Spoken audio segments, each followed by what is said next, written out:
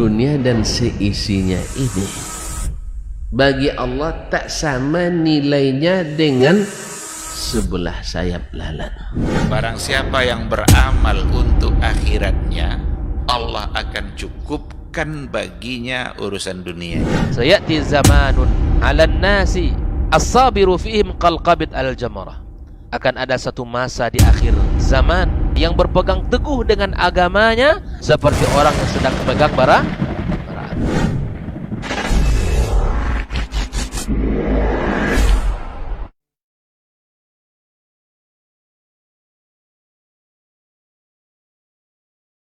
Allahu wahdahu la syarikalah wa asyhadu anna Muhammadan abduhu wa rasuluh la nabiyya wa la rasulah ba'da. Ikhwati fillah, ma'asyiral hadirin wal hadirat, Bapak Ibu yang dimuliakan Allah, mari sama-sama kita awali kajian kita dengan memperbanyak ungkapan puji dan syukur kepada Allah Subhanahu wa taala. Alhamdulillah, pada malam hari ini kita kembali dimudahkannya untuk berkumpul di rumahnya yang penuh berkah ini.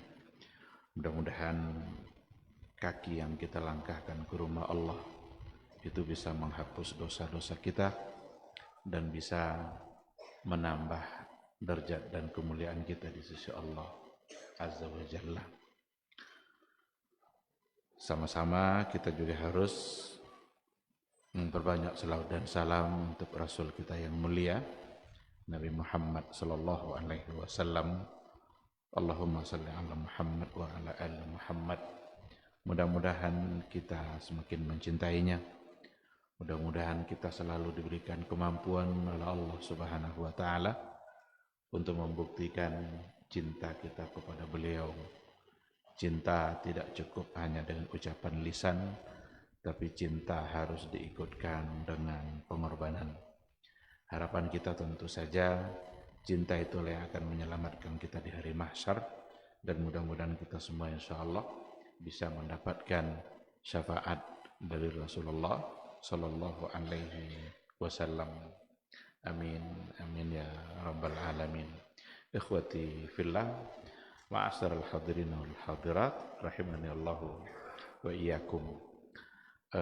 Biasanya yang menjadi fokus kajian kita adalah kaidah usul, tetapi melalui sebuah buku yang sudah sama-sama kita ketahui, tapi sudah selesai buku itu.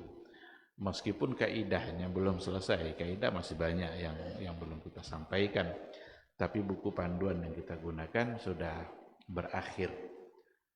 Dan kita nanti ke depannya memang harus menyepakati apa kira-kira yang tepat untuk kita lanjutkan sebagai bahan dari kajian kita. Namun untuk malam hari ini, tadi siang saya telepon saudara Akhdiyat. Bagaimana Akhdiyat? Kita usul fikihnya sudah selesai, karena belum ada kesepakatan apa tema yang akan menjadi kelanjutan dari kajian kita. Bagaimana kalau nanti malam kita mencoba untuk melihat sekilas dari buku terbaru yang alhamdulillah dimudahkan oleh Allah Subhanahu wa taala saya menulisnya, yaitu berkaitan dengan berinteraksi dengan hadis Rasulullah sallallahu alaihi wasallam. Dan ketika itu Akhdiyat mengatakan, ya Ustaz, tidak apa-apa, itu aja nanti biar kita tahu semua buku itu dan apa kira-kira kandungan yang ada di dalam buku itu. Maka malam hari ini insyaallah kita akan coba melihat, saya ingin mencoba untuk memberikan gambaran isi dari apa yang ada di dalam buku ini. Semangat menulis buku ini tidak lain dan tidak bukan hanyalah semangat untuk membela sunnah Rasulullah sallallahu alaihi wasallam, dikarenakan oleh banyaknya terjadi penyimpangan-penyimpangan dari berbagai kelompok dan aliran dalam berinteraksi dan memahami hadis Rasulullah sallallahu alaihi wasallam. Tapi saya yakin kita tidak akan cukup waktu untuk membahas secara keseluruhan. Paling untuk memberikan gambaran sekilas dari bab-bab yang ada di dalamnya. Judulnya, dari segi judul, saya kira kita sudah bisa menangkap apa isinya. Berinteraksi dengan hadis antara realita dan idealita. Jadi ada idealnya, ada realitas yang terjadi.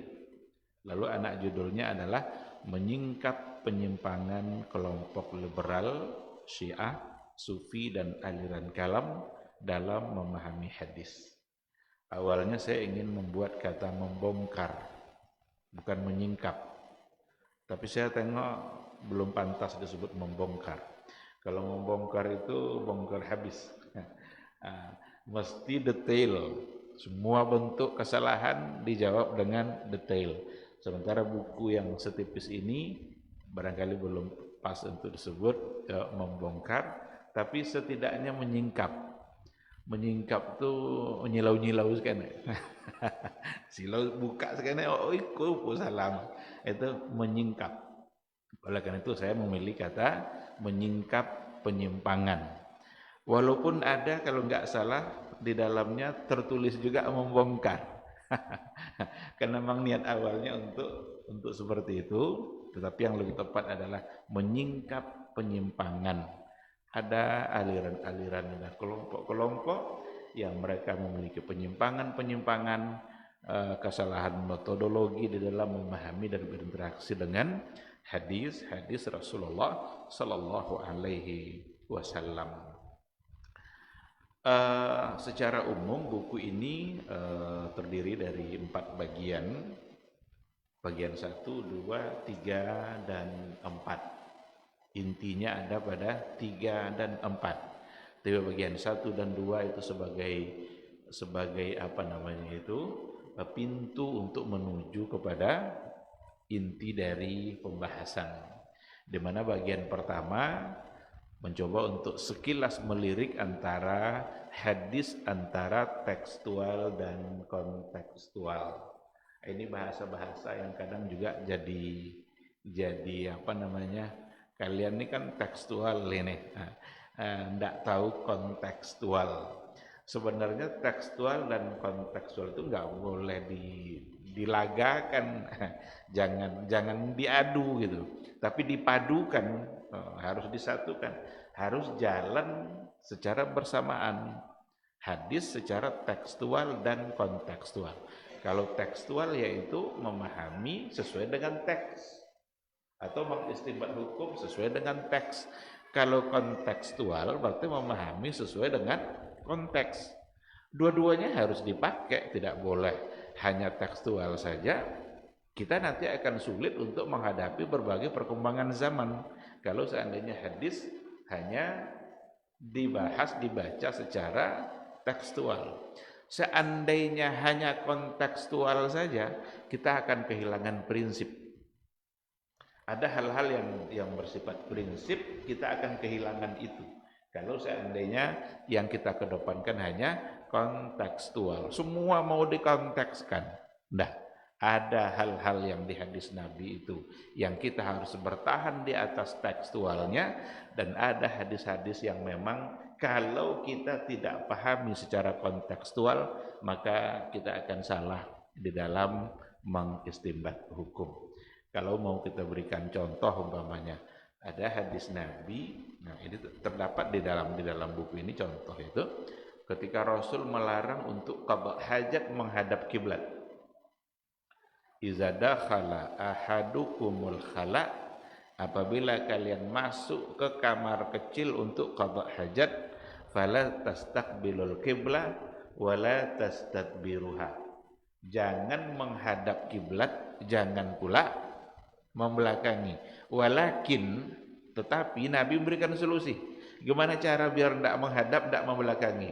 Syarriku au gharribu. Arahkanlah ke timur atau arahkanlah ke barat. Ini hadis wajib dipahami secara kontekstual. Konteks. Karena arahkanlah ke timur atau ke barat. Sementara Nabi bilang jangan menghadap kiblat. Kiblat kita kemana? Justru arahnya ke barat. Kalau kita pahami secara tekstual, arahkanlah ke barat. Justru barat itulah arah kiblat kita.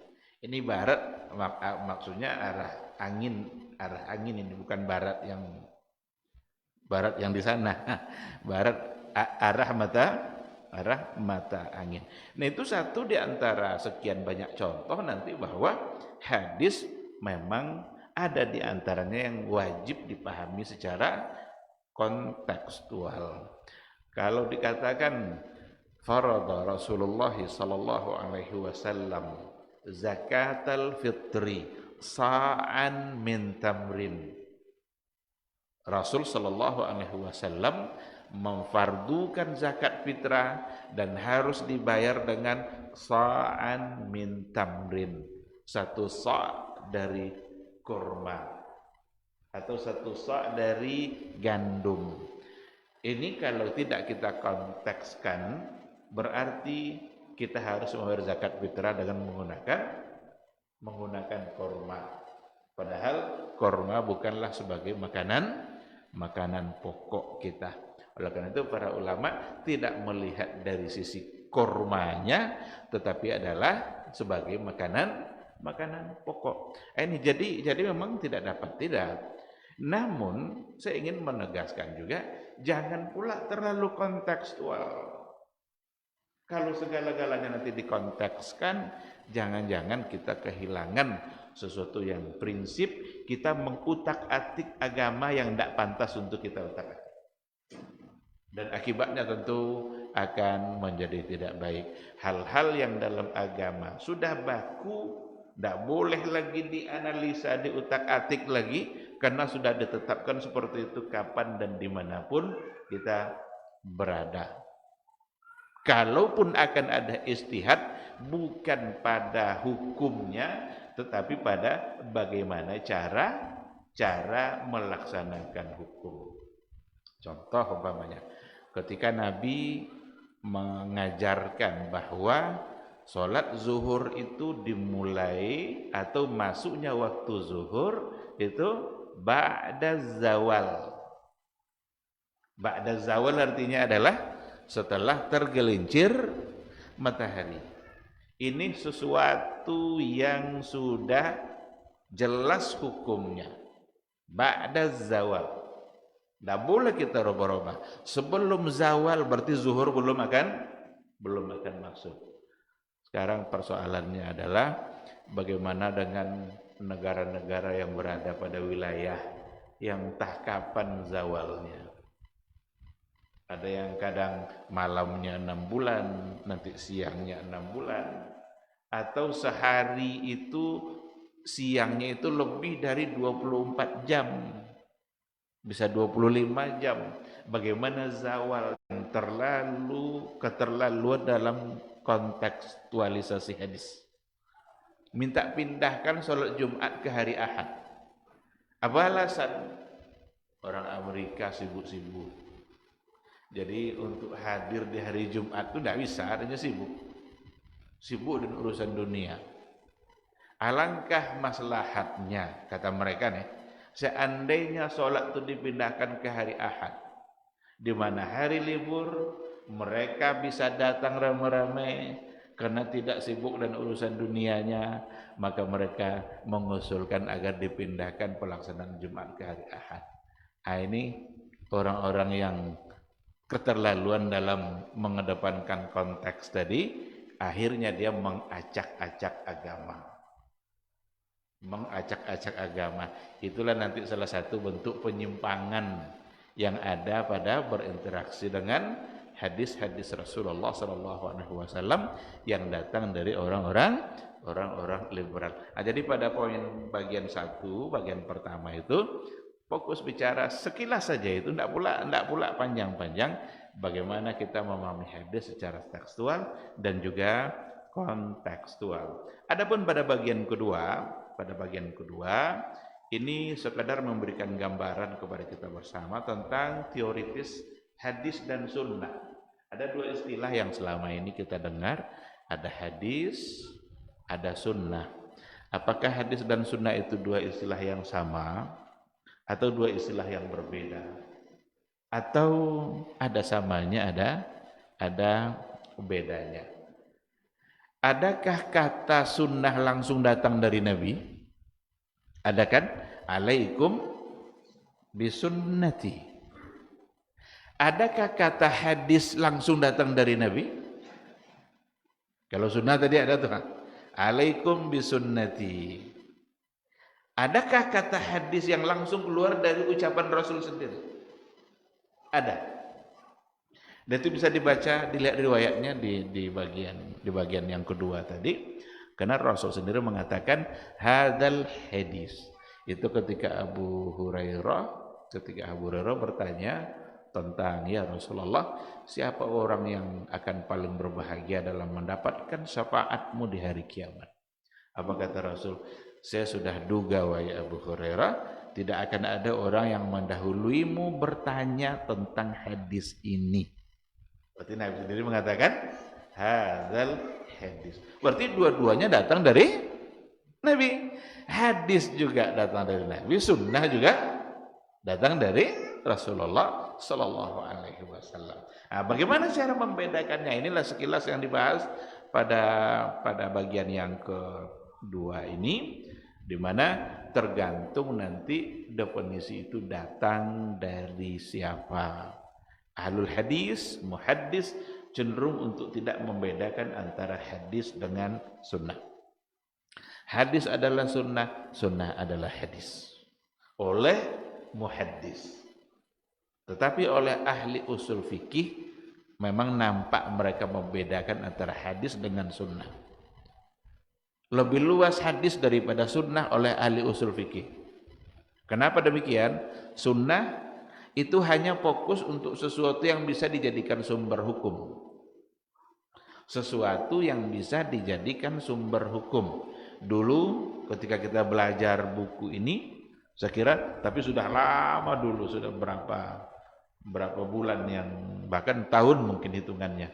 Di awal-awal kita bicara itu, ahli usul fikih menempatkan sunnah sebagai sumber hukum.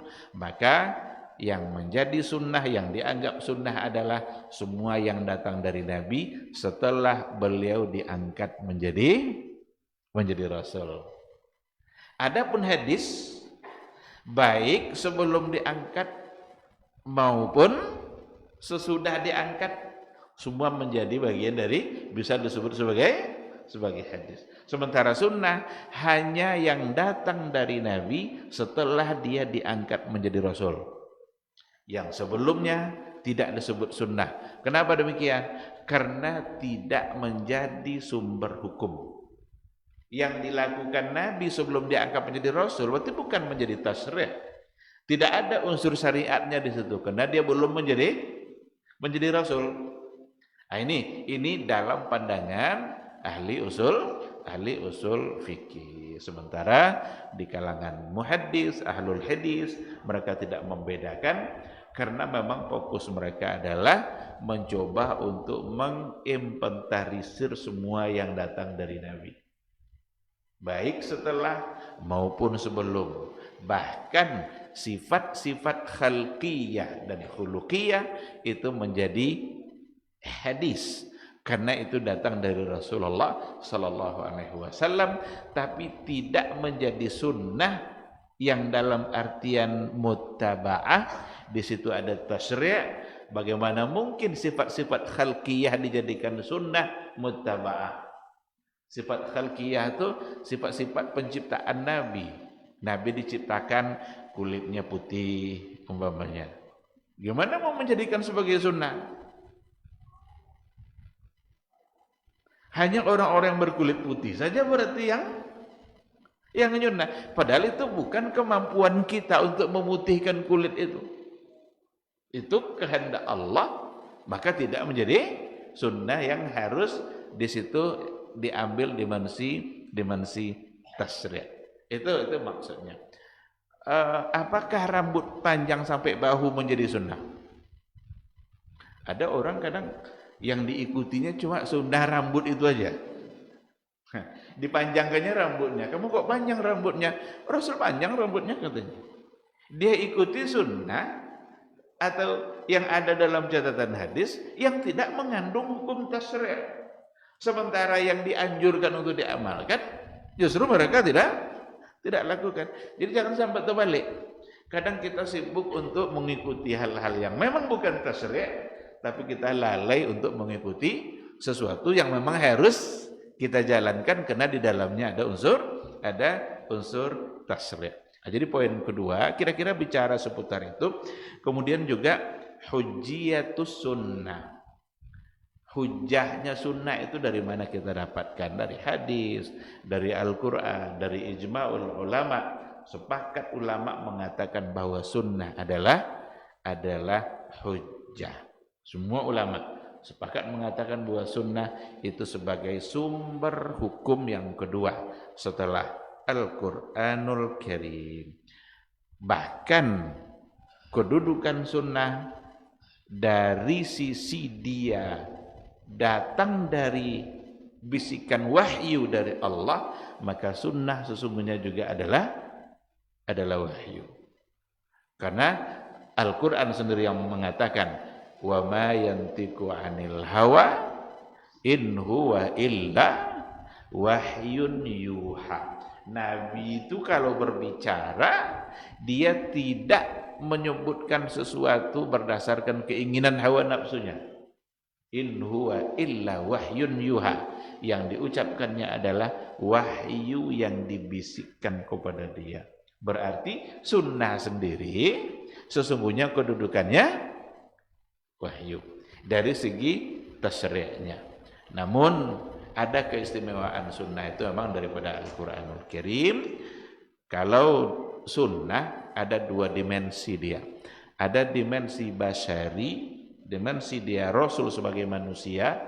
Ada dimensi samawinya, sunnah sebagai wahyu. Kenapa ada dimensi manusianya? Karena yang mengucapkannya adalah manusia. Disinilah nanti kesalahan orang-orang liberal yang memandang sunnah lebih banyak dari sisi basyarinya. Sementara ulama-ulama salaf memandang apa yang datang dari Nabi dari sisi yuha ilayya. Kan ada ayat innama ana basyarun mithlukum.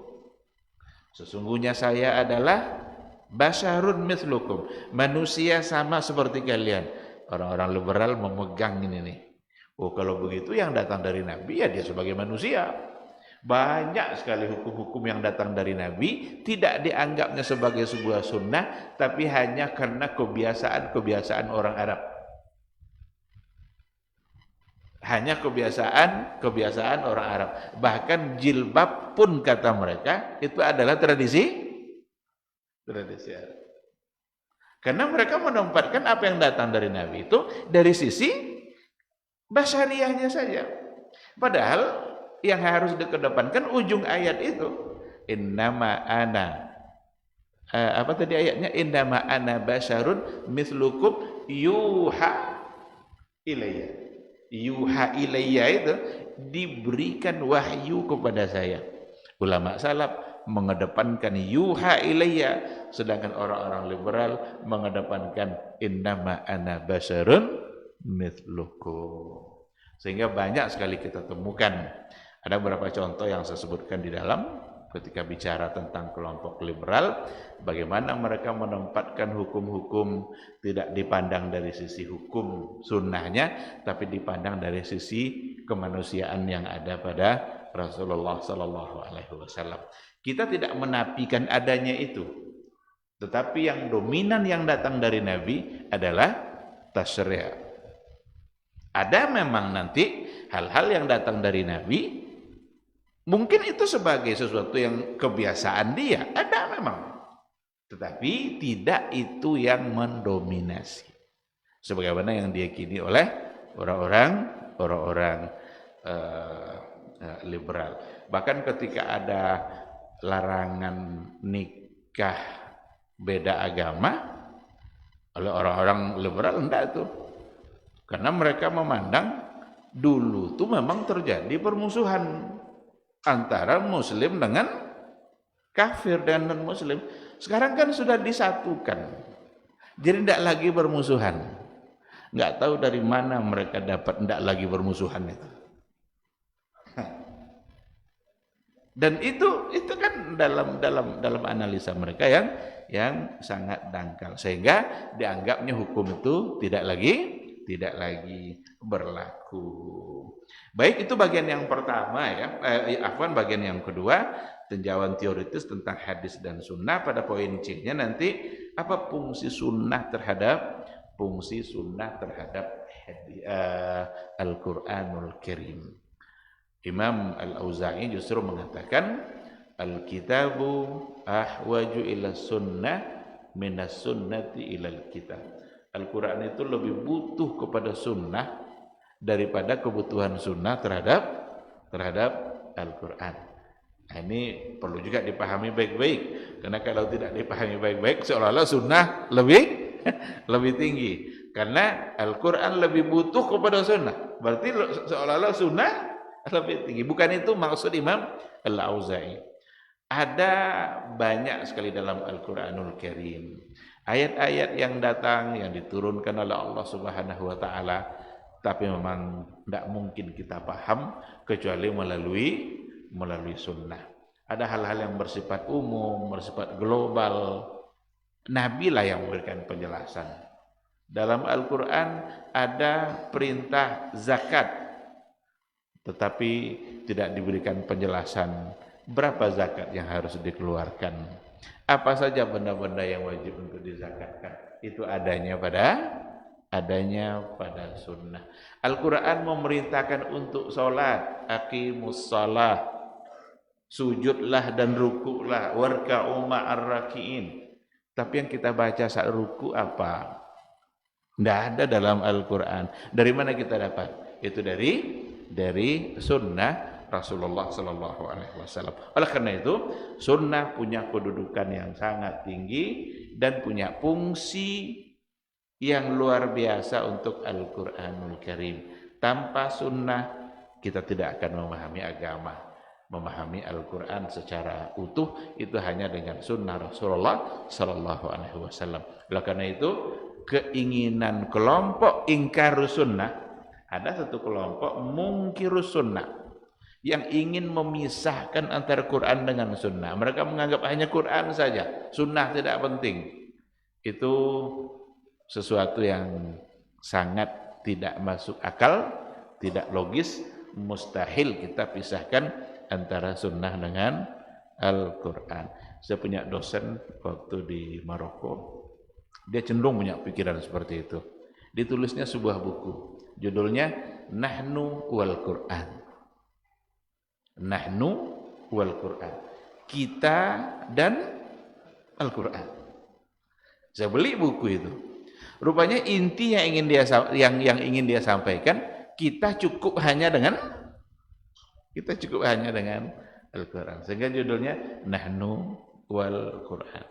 Tetapi fikrah seperti itu tentu saja sesuatu yang tidak bisa diterima karena tidak bisa dipisahkan. Nah, itu bagian 2, fokus bicara sekilas tentang teori sunnah dan hadis serta fungsi-fungsinya terhadap Al-Quranul Karim. Pada bagian ketiga ini menjadi inti sebenarnya dari buku. Bagian 3 ini metode idealnya, bagaimana metode ideal dalam memahami hadis, dan ternyata berkembang sampai zaman kita hari ini. Mulai dari metode ideal yang sudah dirumuskan oleh para ulama pada masa dahulu, terus berkembang. Perkembangan yang saya maksud diantaranya ketika sunnah menjadi satu keharusan untuk dikaitkan dengan sains dan teknologi. Banyak ungkapan-ungkapan Nabi yang menjadi dasar berpijak oleh para ilmuwan. Ilmuwan meneliti, ternyata Nabi memberikan isyarat-isyarat ilmiah melalui hadis-hadisnya. Hadis habbatus sauda yang menjadi obat, madu yang bisa menjadi penyembuh, syifa, tentu bisa diteliti oleh para ilmuwan, dan mereka berangkat dari apa yang diucapkan oleh Rasulullah Sallallahu Alaihi Wasallam. Itu yang saya maksud dengan perkembangannya itu. Tapi pada bagian awal ini semua saya nukil dari apa yang dikatakan oleh para ulama-ulama, para ahlul hadis, yang bisa kita temukan dalam buku-buku mereka yang muktabar. Di sini ada 7 poin kalau tidak salah ini, metode ideal. Dan saya kira 7 ini bukan kata akhir, bukan semuanya. Setidaknya ini mewakili yang terpenting dari semua metode yang ada. Karena akan banyak barangkali tidak masuk ke dalamnya metode-metode dalam berinteraksi dengan hadis. Yang pertama sekali yang harus dilakukan saat berinteraksi itu adalah memastikan kualitas kesahihan hadis. Itu wajib. Pastikan sahih atau enggak. Jangan mereka walaupun nek berdebat kalau hadis palsu. Awak lah habis tu dek mencari apa hukum dalam enggak. Ternyata riwayatnya palsu. Oleh karena itu langkah pertama adalah pastikan kualitas hadisnya. Apakah dia sahih atau tidak sahih. Dan menentukan sahih hadis atau tidaknya para ulama merumuskan dari 2 sisi. Dari sisi sanad dan dari sisi matan. Dari sisi sanad berarti mempelajari kehidupan perawinya, rijalul hadis. Apakah dia orang yang thiqah atau tidak? Ini ilmu yang lengkapnya ini ada pada guru kita Dr. Dasman ini. Saya ica-ica aja nih. Dalam persoalan ini saya cuma apa-apa aja nih. Jadi untuk mengkaji apakah seluruh rentetan rijal yang meriwayatkan dalam setiap tingkat itu orang yang terpercaya atau tidak? Pernah berbohong atau tidak?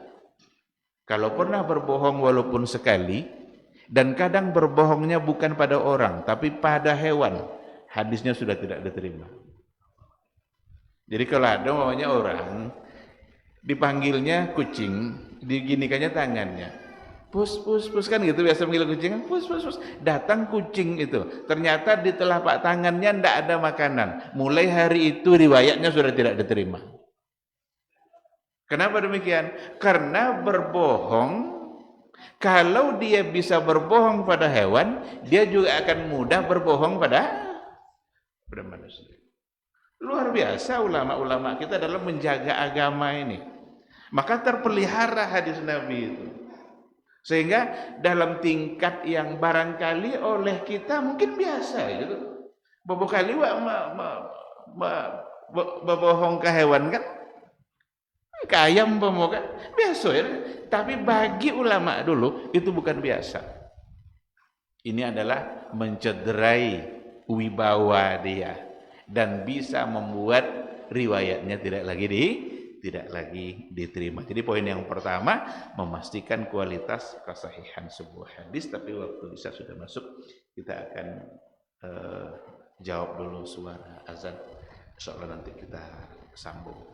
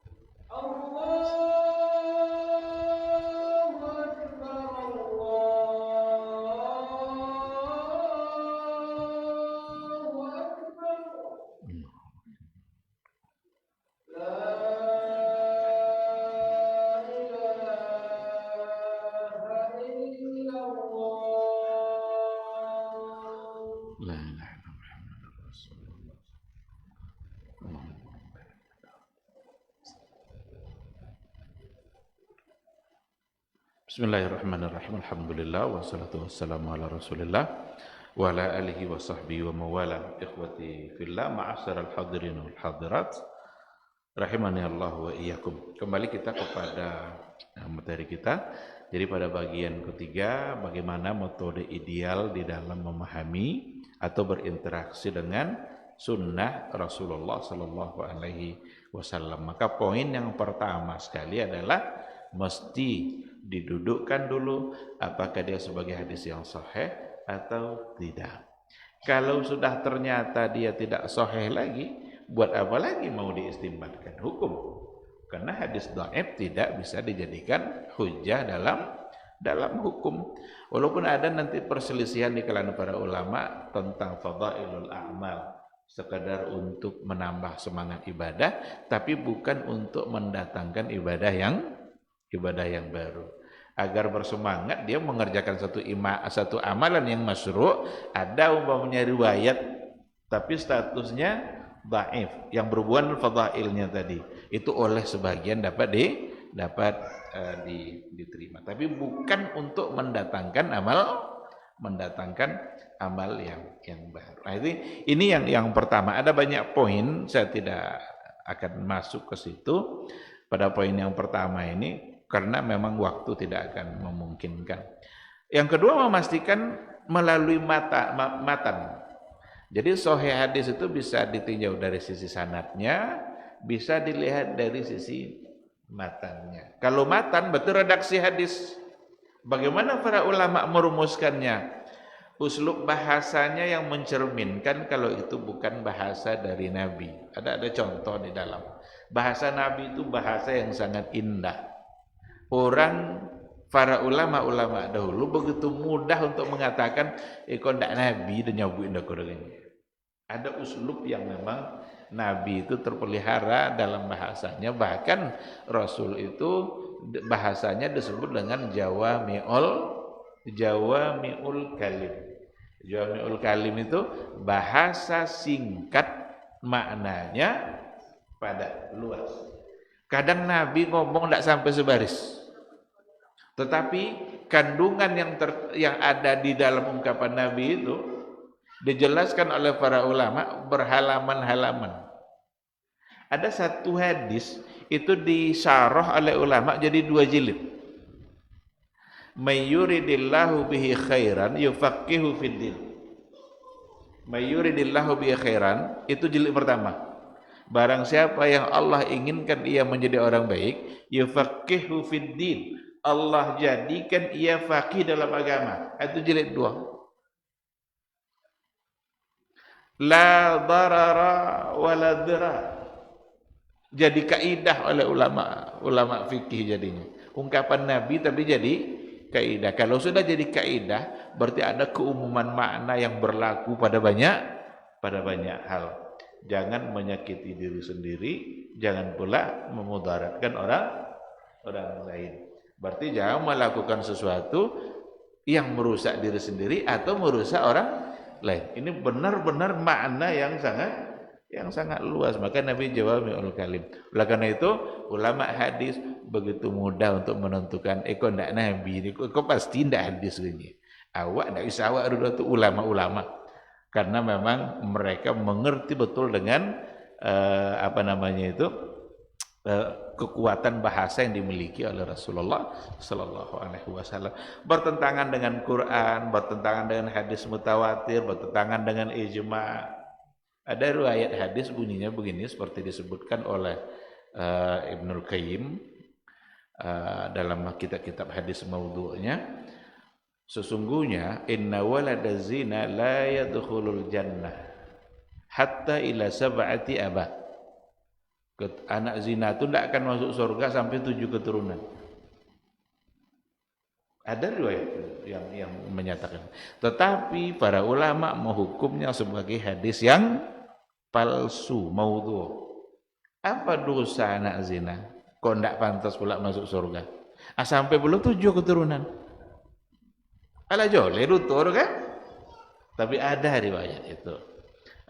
Disebutkan oleh Ibnul Qayyim itu sebagai hadis yang palsu. Yang dosa kan ayah ibu, enggak boleh ayah ibu itu baru kan pelaku. Itunya yang berdosa. Tapi yang anak yang dilahirkan, apakah dia tidak pantas untuk masuk surga? Gimana kalau anak yang lahir anak zina, yang besar nanti dia menjadi anak yang soleh? Tidakkah pantas untuk masuk surga? Betul bertentangan dengan Al-Quran, bertentangan dengan akal sehat, bertentangan dengan fakta sejarah. Salah satu contoh yang disebutkannya ada bunyi riwayat itu begini: Inna safinata Nuh tafat bil baiti wa salat rakaatain. Sesungguhnya kapal Nabi Nuh tawaf di Ka'bah dan salat 2 rakaat. Ini kapal Nabi Nuh. Ada contoh itu. Saya dapatkan contoh itu dalam buku Ibnul Qayyim al-Jauziyah. Jadi kapal Nabi Nuh itu tawaf di Ka'bah, salat pula 2 rakaat. Pertanyaan yang diajukan, alado Ka'bah pada masa Nabi Nuh? Itu aja lah. Lah nampak apa kan? Karena yang membangun Ka'bah adalah Nabi Ibrahim. Jadi bertentangan dengan fakta sejarah, dengan akal sehat, itu dari sisi matan. Semua sudah dirumuskan oleh para ulama. Yang dari sanad, pula teori oleh para ulama hadis. Yang dari sisi matan, ini pula yang untuk menentukan apakah hadisnya sahih atau tidak. Dan beberapa poin yang lain memahami hadis secara tematik. Tematik itu al-jam'u bainar riwayat. Memang kalau untuk menarik sebuah kesimpulan hukum mesti dengan mengumpulkan hadis-hadis yang senada. Karena bisa saja dengan satu hadis kita belum dapat menyimpulkan hukum secara pasti, tapi dengan mengumpulkannya secara keseluruhan nanti akan ketemu hukum apa yang diinginkan sebenarnya oleh Rasul.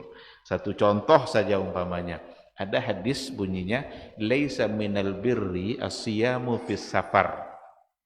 Tidak baik kalau puasa saat kita musafir. Kalau kita pakai hanya satu hadis ini saja, setiap kita safar mesti berbuka. Karena Nabi bilang laisa minal birri, tidak baik puasa kalau kita kalau kita safar lalu tetap berpuasa. Nabi bilang laisa minal birri. Tetapi ternyata ada riwayat yang lain yang mengatakan bahwa Nabi musafir bersama para sahabat. Sebahagian mereka berbuka, sebahagian lagi tetap berpuasa. Kok ada yang tetap berpuasa padahal Nabi bilang laisa minal bir? Berarti sudah mulai ada hukum baru ini.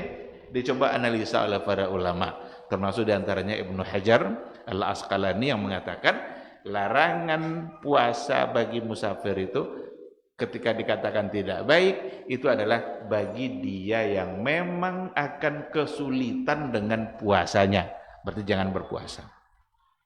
Tapi bagi orang yang tidak ada kesulitan apapun, boleh tidak berpuasa? Boleh. Maka sebagian sahabat tadi tetap berpuasa. Itu model seperti itu namanya al-jam'u bainar riwayat. Memahami hadis secara tematik. Pakai kaidah-kaidah usul. Ini bukunya. Jadi poin yang kecil ini memahami hadis melalui kaidah-kaidah usuliyah. Inilah yang selama ini dulu kita baca dalam majelis kita. Ada satu kaidah digunakan untuk memahami hadis Nabi. Ada kaidah-kaidah majaz, hakiki majazi, ada kaidah-kaidah amar nahi.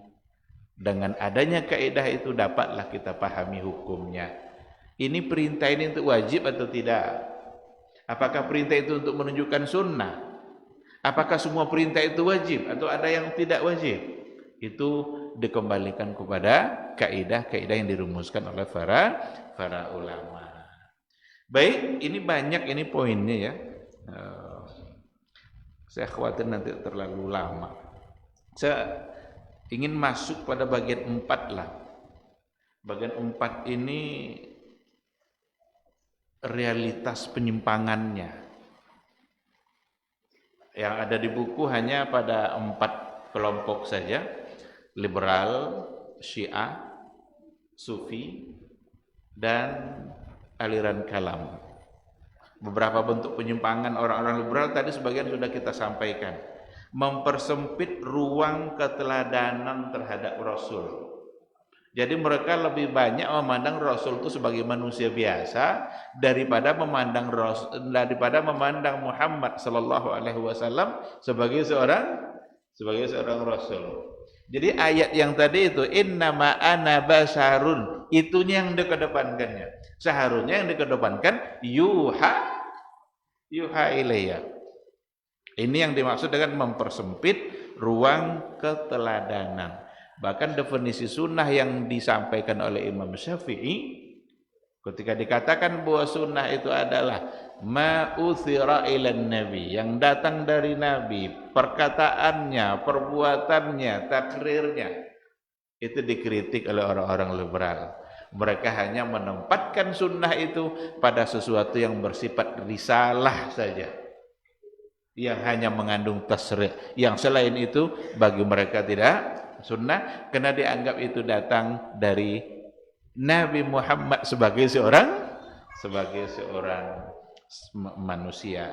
Ini tentu saja tidak bisa diterima, karena apa yang datang dari Nabi meskipun ada dilihat dari sisi dia sebagai seorang manusia, tetapi yang dominan adalah sebagai tasrih, sebagai sebuah panduan yang pantas untuk kita ikuti.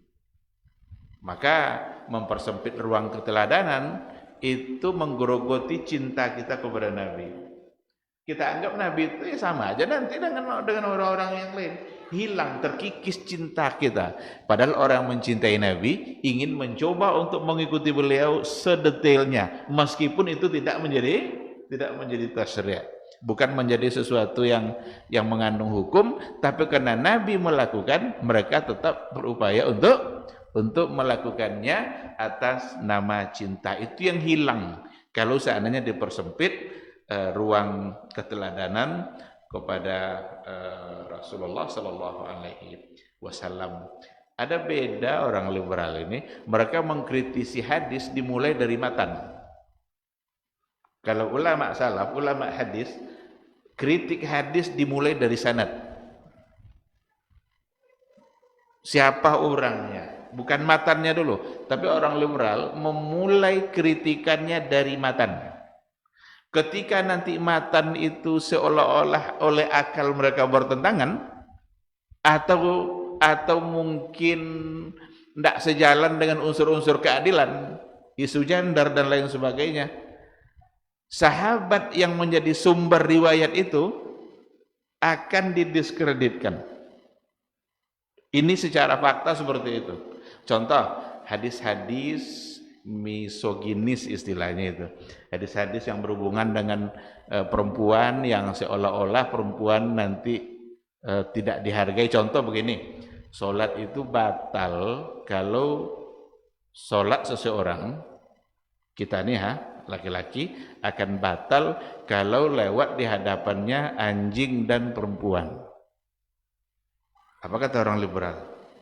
Ini gawat hadis nih. Masa menyamakan perempuan dan anjing? Itu katanya. Menyamakan perempuan dengan anjing. Jadi kata mereka, hadis-hadis seperti ini, hadis misoginis namanya. Hadis yang seolah-olah oleh pikiran mereka itu dianggap melecehkan perempuan. Nah, kalau matannya dalam pandangan mereka bermasalah, mereka nanti lari kepada sahabat. Siapa yang meriwayatkannya? Oh, rupanya Abu Hurairah. Maka dicelalah Abu Hurairah ini oleh dia. Maka Abu Hurairah dalam pandangan orang-orang liberal itu bermasalah. Orang yang masuk Islam terlambat, tapi dia pula yang paling banyak meriwayatkan hadis Nabi. 3 tahun Abu Hurairah hidup bersama Nabi, masuk Islam setelah perang Khaybar. 3 tahun menjelang Rasul wafat, tapi dia pula yang paling banyak meriwayatkan hadis. Ini bagi orang liberal sangat bermasalah. Kenapa bukan Abu Bakar, bukan Khalid bin Walid yang lebih duluan dari dia, walaupun agak terlambat? Kenapa bukan Umar? Tapi semua dijawab oleh para ulama dan sebagian dari jawabannya itu ada di dalam buku ini untuk membela Abu Hurairah. Bahkan ada yang pandangan yang paling parah yang pernah saya temukan terhadap Abu Hurairah dan paling berani itu dosen saya di Maroko. Jadi di antara dosen saya itu ada yang seperti itu pikirannya. Apa katanya? Abu Hurairah itu masuk Islam pada masa Umar Ibn al-Khattab. Jadi Abu Hurairah masuk Islam pada masa Umar. Pertanyaannya, endakkah ada yang tahu orang sebelum dia bahwa Abu Hurairah masuk Islam zaman Umar? Imam Bukhari, Imam Muslim, Imam Syafi'i, Imam Ahmad, Malik dan endakkah mereka tahu? Tiba-tiba datang orang milenial liberal yang bilang memberikan satu catatan sejarah. Tentu tidak akan masuk akal kan? Dan ditulisnya buku, judul bukunya Aksara Abu Hurairah, Dirasa Tahliliyah Naqdiyah. Saya beli bukunya. Tipis bukunya, kira-kira 100-an halaman. Dan itu isi buku tuh. Saya bawa buku tuh ke salah satu syekh yang ada di Maroko. Saya bilang, endakkah syekh mau membantah buku ini? Ini buku ini melecehkan ini. Masa Abu Hurairah dibilang masuk Islam pada masa Umar? Apa kata syekh tuh? Kalau wak bantah buku ko ini sama wak bongak aja nyonyi. Kalau kita bantah ini berarti kita hanya meninggikan dia, mengangkat dia. Kau buku kelok di bawah 6 jangan dibantah.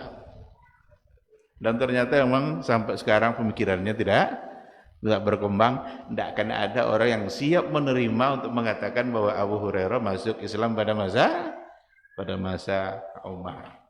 Itu salah satu dari yang paling parah saya tengok dan yang saya temukan pemikiran terhadap Abu Hurairah. Dan begitu seterusnya sahabat-sahabat yang lain. Jadi mereka mulai dulu dari matan. Ketika matannya dianggap bermasalah, mereka lari kepada sahabat dan akan mencari celah sahabat. Ternyata akibatnya akan sangat fatal kalau Abu Hurairah berhasil didiskreditkan. Karena kalau berhasillah pemikiran mereka diterima tentang Abu Hurairah, berarti akan tertolaklah hadis-hadis dalam Sahih Bukhari, Sahih Muslim yang semuanya bersumber dari Abu Hurairah. Hilang separuh lebih Islam ini kalau fikrah mereka itu diterima. Nah, sama dengan ketika mereka membahas sebuah hadis, tidaklah beruntung satu kaum la yufliha qaumun wallau amrahum imra'ah. Tidaklah beruntung satu kaum kalau dipimpin oleh seorang perempuan. Bagi mereka, ini hadis ini bermasalah karena mendiskreditkan, tidak memberikan hak kepada perempuan. Ditengok siapa sumber sahabat? Ternyata adalah Abu Bakrah As-Saqafi. Nah, dicari sejarah Abu Bakrah As-Saqafi. Oh, Abu Bakar As-Saqafi ini orang yang majhul, orang yang tidak dikenal, orang yang dulu pernah dicambuk oleh Umar Ibn al-Khattab.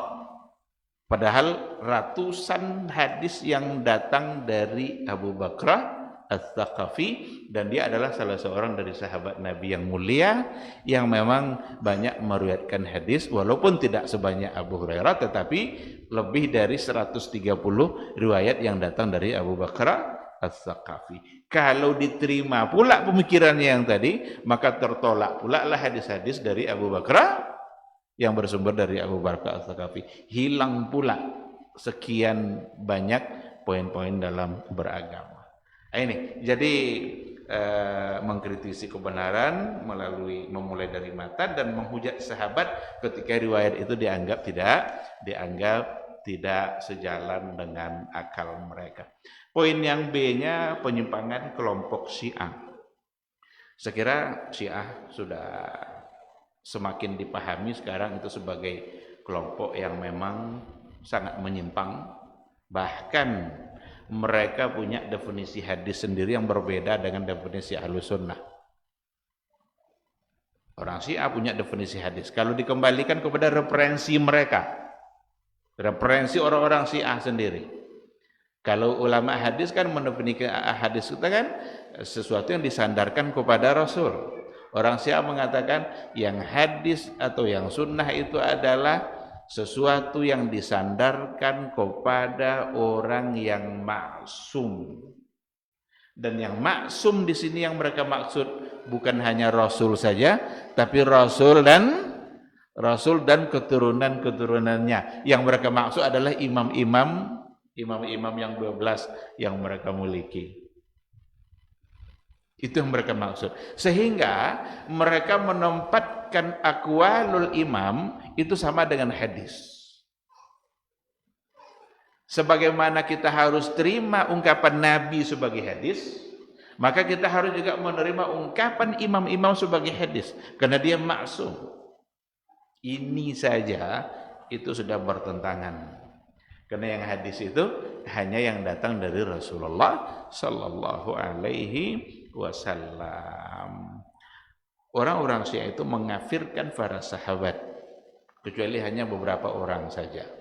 Kalau sudah dikafirkan, otomatis riwayat mereka tidak ada satupun yang diterima. Betapa rusaknya agama ketika riwayat dari sahabat-sahabat Nabi tidak diterima. Bagi mereka sahabat orang yang murtad kecuali beberapa orang saja. 3 atau 5 orang saja. Maka dari sisi orang Syiah, dari sisi ini, orang Syiah lebih buruk dari Yahudi dan Nasrani. Kenapa demikian? Orang Yahudi Nasrani kalau ditanya, siapa orang yang paling baik di muka bumi ini? Mereka akan jawab, sahabat-sahabat Musa dan sahabat-sahabat Isa. Jadi kalau ditanya, orang Yahudi, siapa orang paling baik di dunia? Sahabat Musa. Sementara orang Syiah kalau ditanya, siapa orang yang paling buruk? Sahabat-sahabat Rasulullah Sallallahu Alaihi Wasallam. Ini bukan lagi tuduhan ini bisa kita baca di buku-buku mereka atau di buku orang-orang yang konsentrasi mereka membahas dalam persoalan Syiah. Walaupun nanti Syiah itu ada sekte-sektenya, ada yang mendekati kepada Ahlus Sunnah seperti Zaidiyah yang dulu banyak di Yaman. Cuma yang sekarang nampaknya itu sudah tidak lagi seperti yang dulu. Mereka hampir sama semuanya menjadi orang-orang yang Rafidhah. Maka disebut Rafidhah. Rafidhah itu artinya menolak. Karena mereka menolak khilafah Ali, Utsman, Abu Bakar, Umar dan Utsman. Bagi mereka khalifah seharusnya adalah Ali dan 3 orang ini adalah merampas kekuasaan yang seharusnya dipegang oleh Ali. Mengharuskan hadis diriwayatkan dari jalur Ahlul Bait. Kalau bukan dari Ahlul Bait berarti bukan hadis. Bisa dibaca di dalam. Yang ketiga, nah ini penyimpangan aliran sufi. Penyimpangan yang ada pada aliran sufi dalam berinteraksi dengan hadis Nabi. Sebenarnya dari segi catatan sejarah, ilmu tasawuf itu punya tujuan yang sangat bagus dan luar biasa. Karena intinya adalah tazkiyatun nafs. Intinya ada pada penyucian jiwa. Maka ada ulama-ulama dahulu seperti Imam Malik itu memuji-muji tasawuf, memuji-muji sufi. Karena dilihat dari sisi tujuan kenapa dia harus ada. Cuma tujuan-tujuan tadi itu dinodai oleh keyakinan-keyakinan yang ditimbulkan oleh tokoh-tokoh sufi berikutnya. Wihdatul wujud, al-hulul. Al-hulul itu Allah menyatu dengan makhluk. Seperti yang dikatakan oleh Al-Hallaj. Dia bilang, anal haq. Yang Allah rudahnya. Yang menyatu Allah rudah. Sampai akhirnya dia dihukum pancung kan. Jadi keyakinan seperti itu yang merusak sufi itu. Kalau ada ulama yang memuji, seperti Imam Malik dia memuji, Imam Nawawi juga memuji, itu karena memandang tujuan awal dari catatan sejarah sufi. Karena tujuannya tazkiyatun nufus, mencucikan jiwa. Tapi ketika ada ulama yang menjelek-jelekkan seperti Ibnul Jauzi dalam Talbisu Iblis, dia luar biasa untuk menilai sufi itu dia menilai sesuatu yang tidak baik dengan melihat kepada fakta sejarah yang memang terlalu banyak penyimpangan datang dari tokoh-tokoh sufi berikutnya. Nah, di buku ini saya cuma ambil 3 saja bentuk penyimpangannya. Salah satunya adalah liqa an-nabi yaqdhah. Keyakinan mereka yakin kita bisa bertemu Nabi tidak dalam mimpi, tetapi dalam alam sadar kita saat kita terbangun. Ini salah satu penyimpangan berinteraksi dengan hadis. Karena mereka menganggap ada nanti bacaan-bacaan tertentu, wirid-wirid tertentu yang kalau dibaca tiba-tiba nanti Nabi akan muncul. Dan bahkan bisa menanyakan kepada Nabi tentang sahih atau dhaifnya sebuah hadis. Kalau lo tahu suja Nabi itu tanya lagi kok sahih kok nabinya. Iya aja Nabi. Apa itu tadi pakai? Bukankah akan berpengaruh besar nanti terhadap interaksi kita dengan hadis Nabi? Tidak ada guna ilmu al-jarhi wa ta'dil yang dirumuskan di ulama hadis dulu. Hilang fungsi ilmu itu jadinya karena mereka langsung ketemu dengan Nabi. Bahkan berapa banyak cerita-cerita bohong dan khurafat yang datang dari orang-orang sufi. Saat dia berada di depan majelis murid-muridnya, tiba-tiba dia termenung, lalu dia bilang, Nabi lewat, Nabi hadir. Dia minta untuk diam sejenak saja, karena Nabi hadir. Alapai Nabi titip salam ke kalian katanya. Siapa yang bisa menerima yang begini-begini? Kita tidak untuk mencela, mencaci, enggak. Kita ingin membela sunnah Rasul kita. Harus kita katakan. Kalau itu salah berarti harus kita katakan salah. Karena tidak ada satupun alasan yang bisa membenarkan keyakinan seperti tadi. Oleh karena itu, keyakinan liqa an-nabi yaqdhah, berjumpa Nabi dalam keadaan sadar dan terbangun, itu salah satu dari bentuk penyimpangan mereka dalam berinteraksi. Pada poin yang terakhir pada yang ada di buku ini, penyimpangan aliran kalam dalam berinteraksi dengan hadis. Aliran kalam itu belum ada pada masa Nabi. Tapi aliran kalam itu muncul pada masa berikutnya, kira-kira di akhir abad kedua masuk abad ketiga itu sudah mulai bermunculan Khawarij, Murji'ah, Mu'tazilah. Nanti pada belakangan pada akhirnya muncul Asy'ariyah, Maturidiyah dan lain sebagainya. Kita ambil salah satu contoh persoalan takwil umpamanya. Persoalan takwil yang selalu menjadi perdebatan. Ada perbedaan yang sangat prinsip antara takwil ulama salaf dengan takwil ahlul kalam. Jadi bukan berarti menolak takwil secara keseluruhan. Ada takwil dalam ulama salaf itu, tapi takwil di situ takwil bermakna tafsir. Mereka ketika mentakwilkan ayat berarti menafsirkan karena ayat itu memang perlu ditafsirkan agar dipahami lebih jelas. Tapi kalau takwilnya ahlul kalam bukan untuk menjelaskan yang tidak jelas, tetapi merubah yang sudah jelas kepada makna yang lain karena dianggap makna awal ini tidak pantas untuk Allah. Itu bedanya. Dan ini biasanya ada pada ayat-ayat yang berhubungan dengan sifat. Apa contoh takwil ulama salaf? Umpama ketika dikatakan wasna'il fulka bi'ayunina, buatlah kapal itu, isna'il fulka bi'ayunina. Itu Ibnu Abbas menafsirkan bihirasatina, tidak mengartikan dengan mata. Kan Allah bilang buatlah kapal itu dalam pengawasan kami. Seharusnya diartikan ayun itu kan jamak dari ainun, mata. Ibnu Abbas ketika menafsirkan al-a'yun dengan hirasatina bukan karena dia menolak sifat mata yang ada pada Allah. Jadi bukan karena menolak. Sama dengan ketika ainama tuwallu fasamma wajhullah. Ainama tuwallu fasamma wajhullah.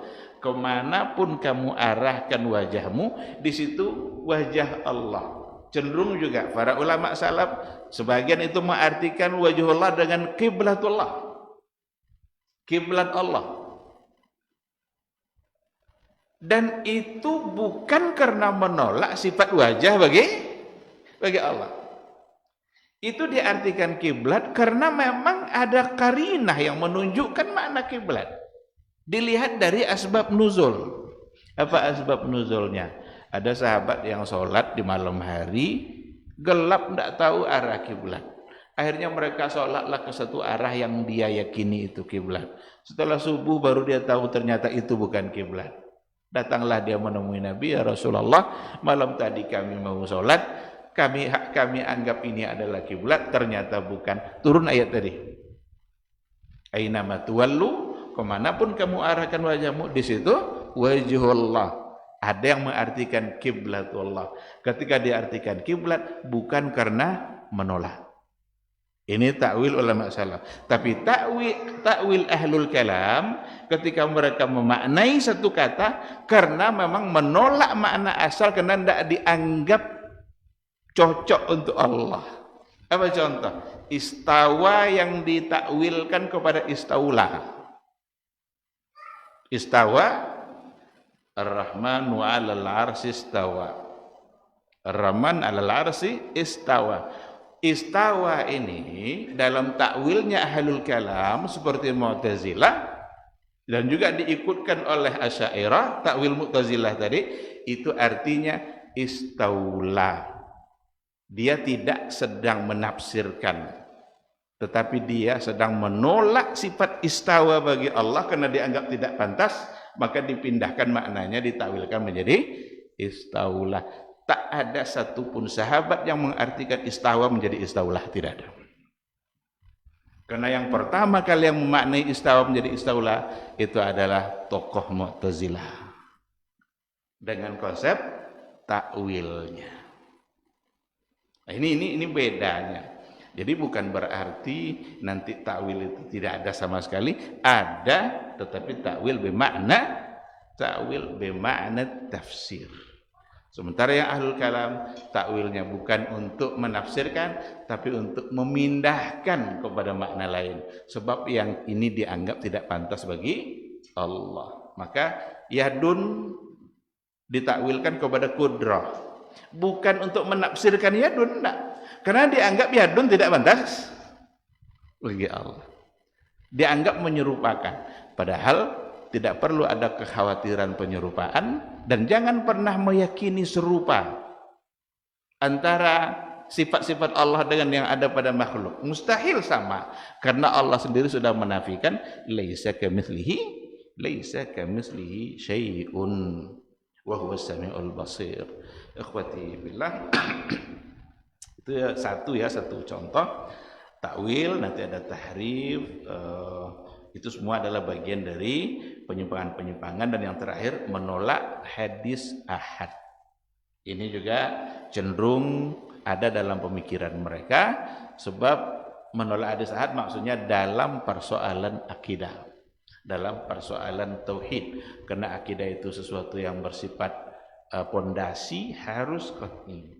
Seandainya datang dari hadis-hadis yang zanni atau hadis-hadis ahad, maka tidak bisa diterima.